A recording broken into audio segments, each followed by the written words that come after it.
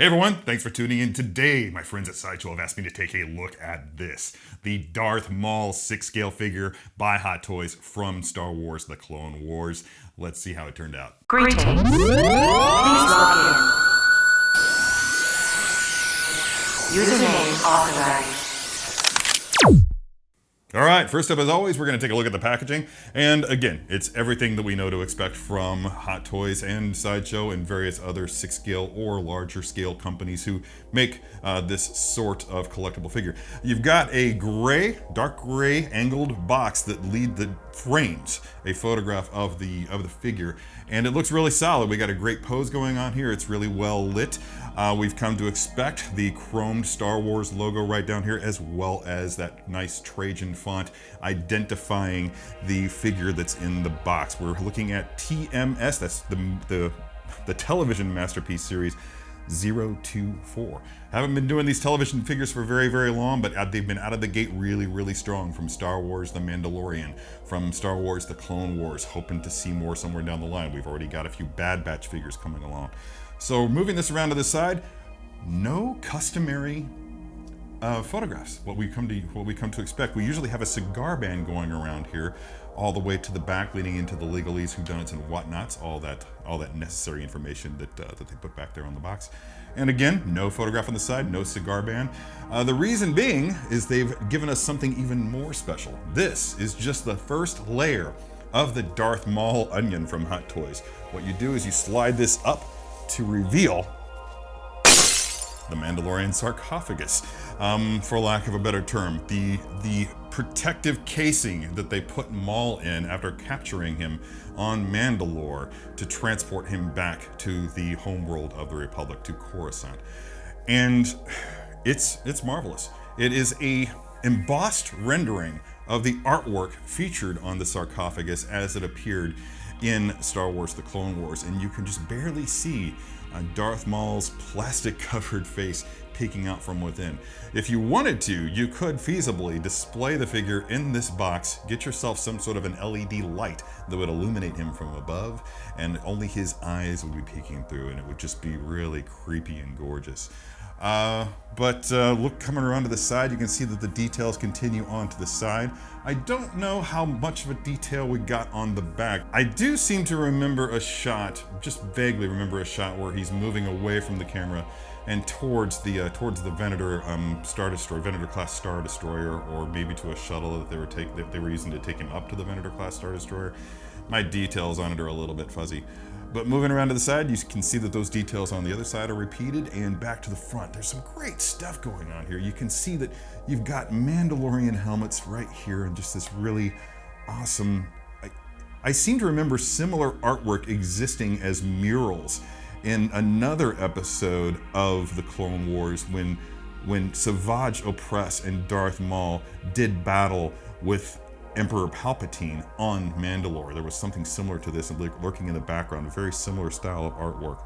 But you can see that there are these guardians here. I wonder what that's all about. These Mandalorian guards with their staves, and then another Mandalorian up here wielding a spear.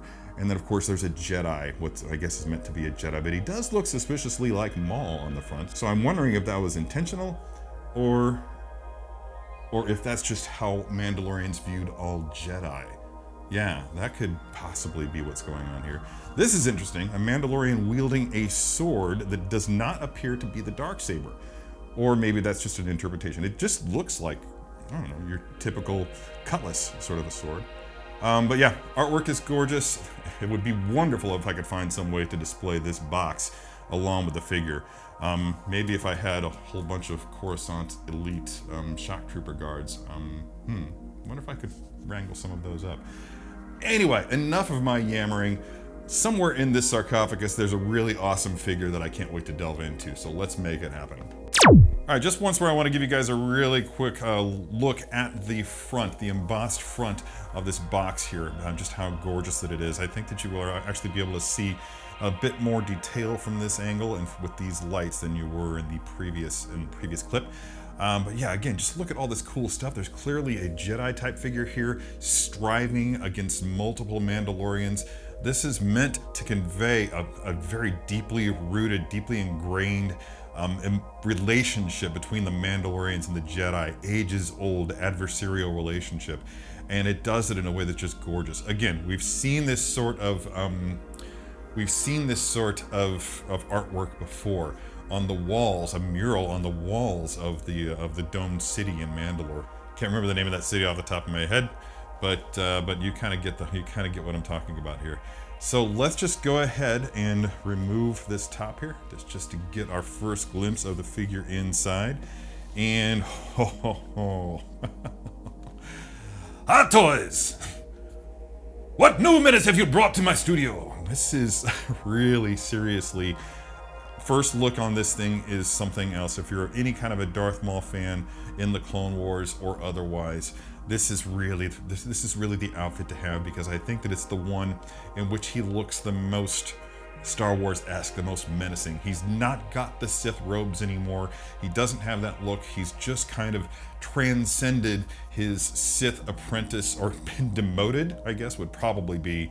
But he's coming to his own at this point. He's having to find his own way. Other characters do that in the Star Wars universe, as you may recall. So looking at this right out of the box, first of all, there's a couple pieces of foam here that I kind of forgot to remove, because I just didn't notice them. So that's fine. Gives me something to throw over my shoulder, and I always love doing that. But one of the first things that I want to bring up is when you look at the figure, you can see I usually remove all the plastic from the figure, but there's this plastic sheet that you can see here that covers his chest and protects his neck. Now, just looking at here, you can see that I've taken a good chunk of that plastic off of his neck already, and then put it back down to the neck, because I wanted to show you this next step. This was a little bit challenging, so I thought it might help everybody if I actually showed you how I do this. But in order to get all this off, it's taped back here, so what you have to do is you have to take the costume apart. So let's go ahead and here, one final lesson, as Maul would actually say. Let's go ahead and take this belt off of him. You can see that it's Velcroed, very easy to remove. Once you get it all the way off, it just comes completely off right there. Thank you for the Mandalorian sarcophagus for providing me with the table that I need. Now down here, these tabards are also Velcroed on to the fabric elements of the costume, so you can remove those and pull them back as you will. And you can even take them off all the way here if you wanted to. But I don't know that we need to do that. Let's go ahead and see if I can just, yeah, let's go ahead. So you can see that there's a clasp there, a functioning clasp there. Take that off, and then you'll be able to just move those arms back, and you can pull this costume down enough to get a look at what's going on there. Now you can see that this piece of plastic that's wrapped around the neck is taped to the plastic that's wrapped around the chest. But if you flip up the tabards from the bottom, you'll see that there's a piece of tape right there. And that's actually going to create a little bit of difficulty for you. Unless you have scissors, and I don't. Maybe I should go ahead and grab some. So fortunately, as always, I always come prepared. You just take this in there and kind of get a little bit of a tiny, take that in there, get a little bit of a tiny cut going on that tape. Being very gentle. You're better off using scissors than using something like this, because, well, accidents do have a tendency to happen with blades, especially when I'm around. So, yeah, take that as you will. Okay, so I've got this. I'm not gonna lie, I'm not being delicate with this plastic. It's actually just gonna go ahead and shred here. So I'm just gonna go ahead and, yeah, finish ripping that tape. Once you got the tape ripped, then it loosens it up enough that I should be able to pull it off here, I'm guessing. Let's see here. Yep, comes right up and over. And, is it taped? Yeah, it's taped there too, so let's go ahead and just yank that. I'm never gonna put this back on. This is not a figure that I ever intend to pass on to anybody else, so this can just go away. Boom, boom, boom, boom. All right, so with that done, we can actually go ahead and start reassembling the costume. And I may not even need to show you this, so if I do, then just, hey, bonus tutorial. I don't do too many tutorial videos, but this is going to be one of them, apparently. Anyway, once you get that clasp back on, it's a simple matter of bringing the faux leather tabards over at that point, and then aligning the Velcro pieces up so that they're flush Once that's done, double check back here, everything's okay, everything's nice and smooth. Then bring your belt back in. Now, here's your marker. This part right here, this pouch, is going to be right here on his back. If it also helps, then the Velcro is going to begin at the midpoint of his back, working its way over. So go ahead and bring that around and then reattach it so that these belts are flush with each other. And bring that head back in, and Bob is your Sith Lord, creepy Sith Lord uncle. Make some adjustments to the tabards. I want to have them riding up just a little bit, but I'll adjust them more in the posing session. Just to, yeah, that's cool. All right, so there is Darth Maul. Now we've got that done. Let's just take a closer look at the figure itself. You can see that the paint on him really, really solid. There's some nice tight line work right there. The tattoos are actually kind of sculpted. You can see there are sculpt lines for the tattoos there. I'm sure that made it easier for the people at the factory to actually apply those. Same can be said, I'm seeing, wow, on the chest, I don't see any lines. So that could very well just be a print. Yeah, because they're remarkably even. So if they didn't have any guides, they must have had some other method for doing that. But again, let's take a closer look at the other elements of this figure, including the soft goods elements. There is a faux suede sort of a look going for this. The leather is not nearly patterned, it's much more matted. So it's somewhere between suede and full-on just generic leather. You can see that there's the pattern, the texture that you would see in like rawhide there.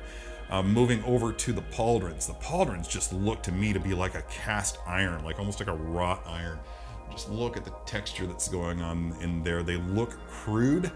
They look like they were forged on the fly, like Darth Maul made these in a cave from a bunch of scraps. Sorry, that's the wrong franchise.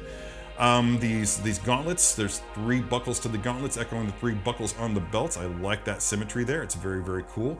I saw somebody shout out that the reason that he has such a big belt and big tabard, not a tabard, cummerbund here, as well as 3 belts, is that he's got to hold himself together literally. So yeah, that's kind of an interesting theory on that. I haven't really seen it confirmed or debunked, so that could very easily hold true. I got some, oh, look at that. Yeah. Wow, you can do some cool stuff with this figure. I can see already. We've got almost a full bend. He can almost kick his own ass. That's amazing. Yeah, you don't get to see that often enough. Most of the time, costume elements or other limitations will prevent that. I've got some good range of motion on the ankles here. That's very much appreciated. Yeah, you're basically looking at a robot foot here. So good design on the part of the original character designers, as always, translates to a good product in the figure market. So yeah, very cool. Let's go ahead and put him away right now, because we got quite a few accessories here to look at, and I'm gonna show you what I mean here in a bit. But yeah, pulling this aside, you can see that we have some instructions, and ritualistically, I'm sure those will be back later. At this point, everybody knows that that's just a gag. Wow, okay, cool stand. We're used to seeing this kind of a stand here. This is very much the usual stand that we see with most Star Wars characters, especially in the Clone Wars now. We've got 2 lightsabers. One is attached to the hand that will be powered by batteries. You can see that there's a battery compartment there. I may or may not wind up putting those in the course of this video today. But let me just draw your attention really quick to this lightsaber. So what you're looking at here on the left is Darth Maul's signature lightsaber that we're familiar with from the first episode, episode 1 of The Phantom Menace, that he used on the Battle of Naboo. That was cut in half by Obi-Wan Kenobi, and at some point Maul replaced that with some other saber hilt to reform his double-bladed lightsaber that we've come to associate with him in all ways. Very, very cool that it's kind of ramshackle, makeshift. Did he steal this from another Jedi, or did he manufacture it on his own? Manufacture, build, construct, what have you. So Speaking of lightsabers, we have, of course, since it is a double-bladed lightsaber, then it's going to come with multiple blades. But as is the way with Hot Toys these days, you get two different styles. You get the static lightsaber and the motion blade. Now, motion blades are going to be a little bit tricky because they have a significant amount of heft, and you have to really work to balance them sometimes. That's just natural. Don't sweat it. It really only lends itself to photography, and I really dig bringing it in for that purpose. But the thing of it is that with photography, you can always just do that in Photoshop, and I'm not above creating lightsaber glows and lightsaber blades in Photoshop. So I'll see which direction that I decide to go with that later on in the posing session. So there's those. Let's go ahead and drop these back down. Interesting that they have those angled in the tray like that. I really kind of dig that. A couple of different styles of hands. We've got 3 separate gloved hands. There's a force push hand. That's kind of cool, right? Yeah, I dig that.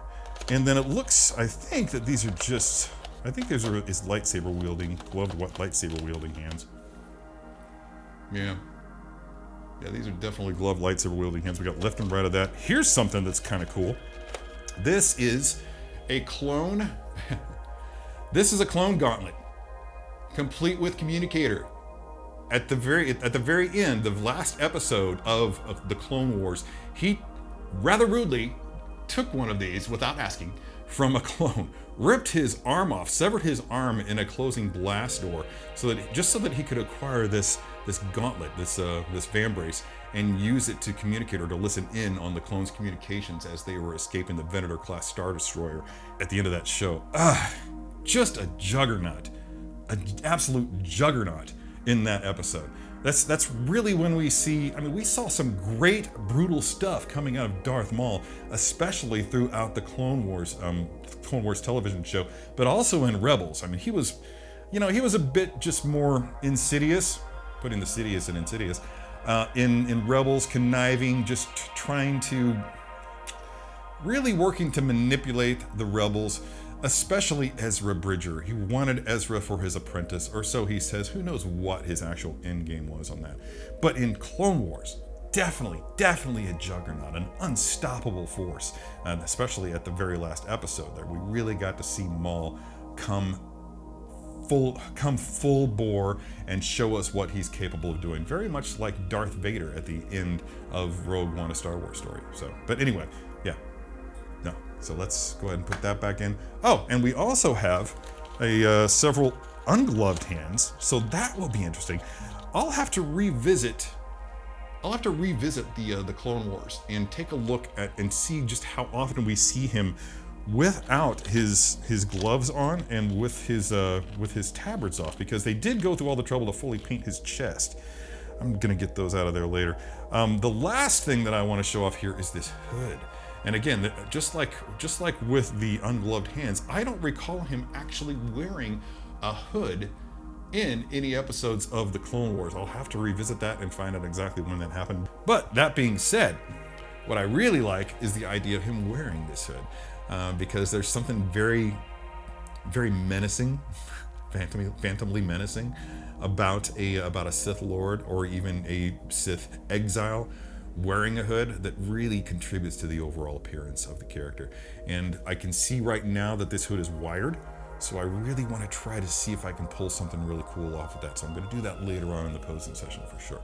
So that's it for all the accessories. Let's go ahead and get this thing out of the box and put them on the table and get a posing session going. Okay, now before I begin, I just want to call everybody's attention once more to that portrait. Now that I've got it in proper lighting and everything, I think that it's really on point. This is a really beautiful realization of an animated character in what one would call a real world format. It is an older version of Ray Park's portrait, I think, and it works brilliantly. I like it a lot. Now to decide what I want to do. Of course, before I dive into things, I do like to just double check the range of motion. As stated, we've got quite a bit going on here with a double jointed knee.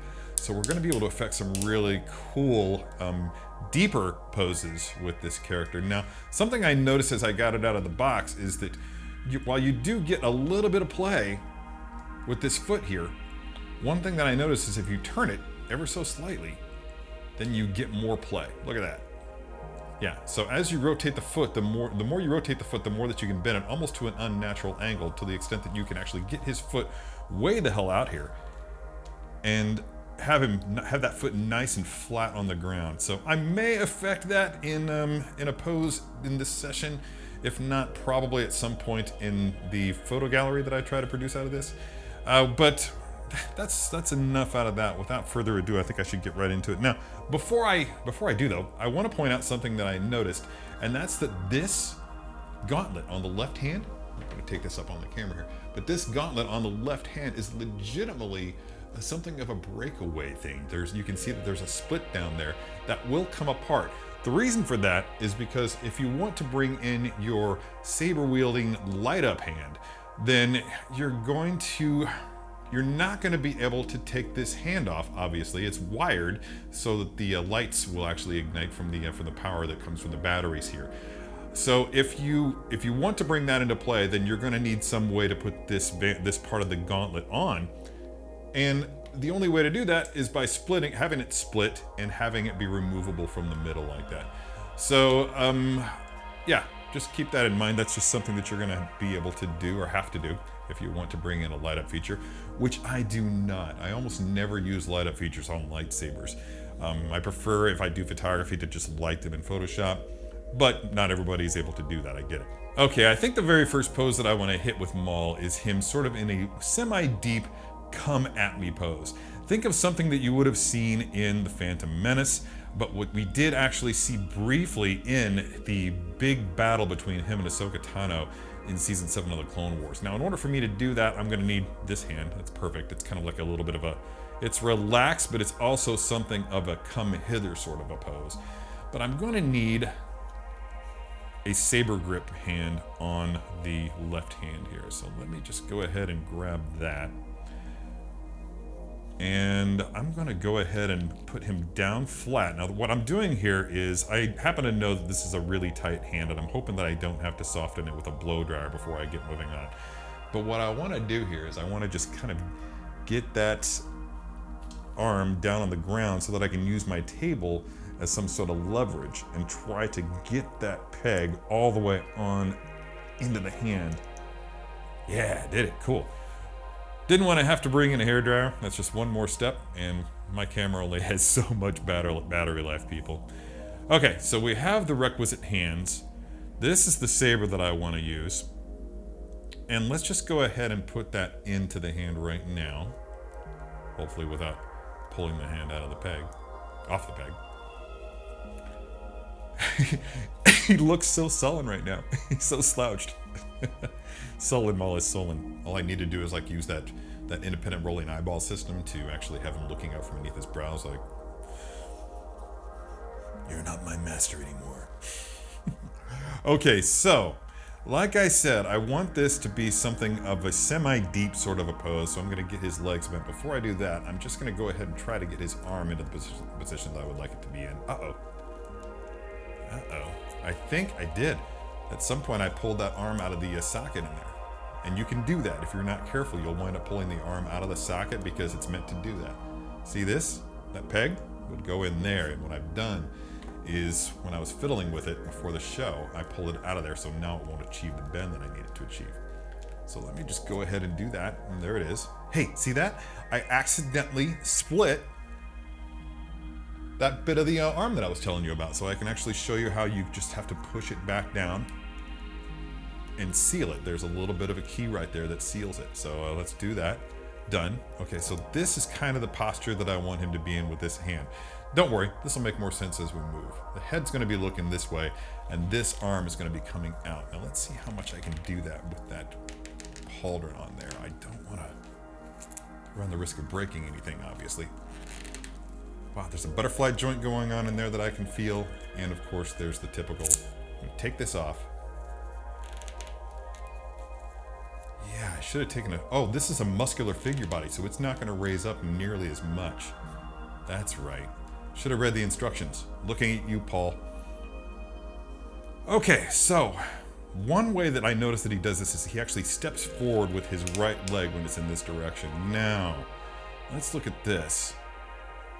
Okay, I think what I want to do is I want to take advantage of that double jointed knee by really bending it quite a bit and then bending it back from the lower part of the joint so that it looks a little bit more natural with that leg bend.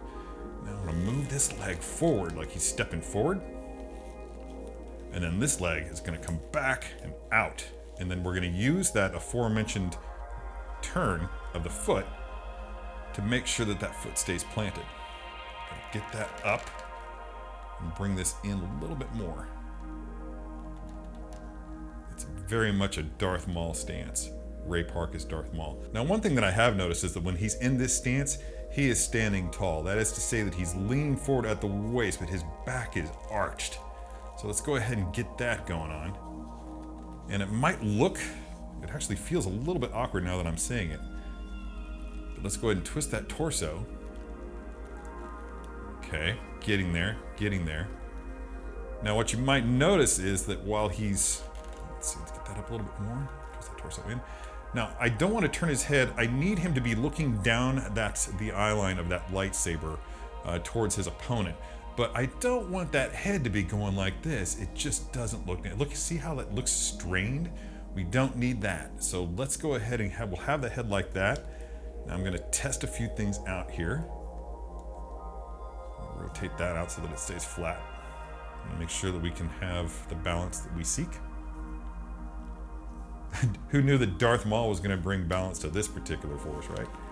That's not his role. He's no chosen one, much as he might wish it was otherwise. No, he just wants the chosen one to avenge him. Okay.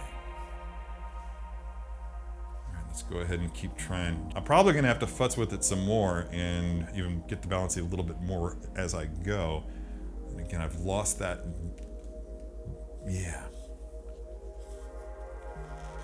There we go. I keep losing my balance because I keep shifting the legs as I'm shifting the torso. And that happens. Sometimes when you're moving a figure, then you wind up, there we go, almost there. Oh my God, it's so close. It's so close. There we go.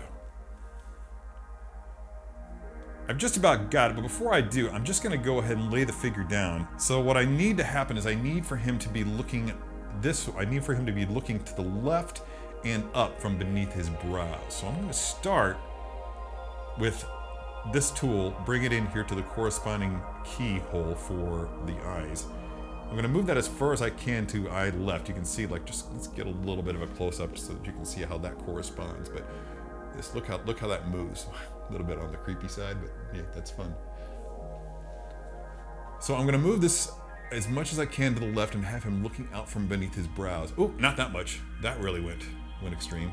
And then come over to the left eye and do the same thing while looking at it. Now, here's the trick. Don't try to do this with both eyes open.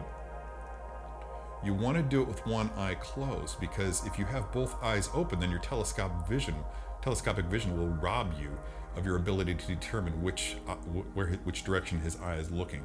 So by using one eye, then you can actually, it helps you to better interpret which direction each eye is looking, and then you can make sure that both eyes are looking along the same eye line. That's the big trick. Nobody taught me that. I legitimately figured it out 5 minutes before I hit record on my camera. So yeah, this is new to me too. I just now figured that out. Maybe it's a thing that other people do. I don't know. So just want to make sure that this is all right. Looking at it. Yeah, that's good. And again, just get the balance by just messing with the angles on the legs. Try to get him leaning forward at the hips, but leaning back at the torso. Bring this leg in, maybe? No, how about out? And just about there. Just about there. It needs to be like that. So much, yeah, there we go. And I think that's just about got it, everybody. The final touch, the pièce de résistance, if you will be to slide in these lightsaber blades into their proper keyholes and hope that they don't adjust the balance of the figure. And there you go. Proper Darth Maul come at me pose. I love this character. He's so... Thank you, Dave Filoni and the team from Lucasfilm who were responsible for bringing him back to us. Literally from the dead. Never stop futzing. Never stop futzing. And there he is. That's pose number 1. Oop. Make sure those lightsaber blades are straight. That's it. Oh, look at that. I'm gonna work on pulling these pants down a little bit to hide that knee. There you go. That's better. Oh, much better. What a cool figure. What a cool figure. Now notice the angle that I have his head out there. It kind of makes him look like he's a little bit, like he's got a little bit of a long neck. You can use both the costume and a better tilt of the head to cheat that and make it go away. And that works pretty well, I think. Yeah, let me know what you think of that in the comments below. On to photography. I can't wait to see what else I can do with this thing. The character arc of Darth Maul has easily become one of my top 5 faves in all of Star Wars. Bold claim, I know. And the majority of the rest of that top 5 also took place in either Clone Wars or in Star Wars Rebels. I can't think of a character whose return was more celebrated in all of the fandom, and it's a real thrill to finally have him represented in my collection in this version. In any capacity, really, let alone with the attention to detail that Hot Toys has brought to the table here. The first-rate character design, coupled with the usual Hot Toys attention to detail, has provided collectors with a real standout figure that will display beautifully with Ahsoka Tano, as well as with the variety of clone troopers that are either already available or soon to be released. Personally, I can't imagine displaying the figure with an exposed torso. The costume is just so beautifully realized that it seems a shame to leave it out, but I'm always happy to have the option. And that's about it for the review. Let me know what you think of this figure in the comments below. And as always, until next time, be good to your plastic.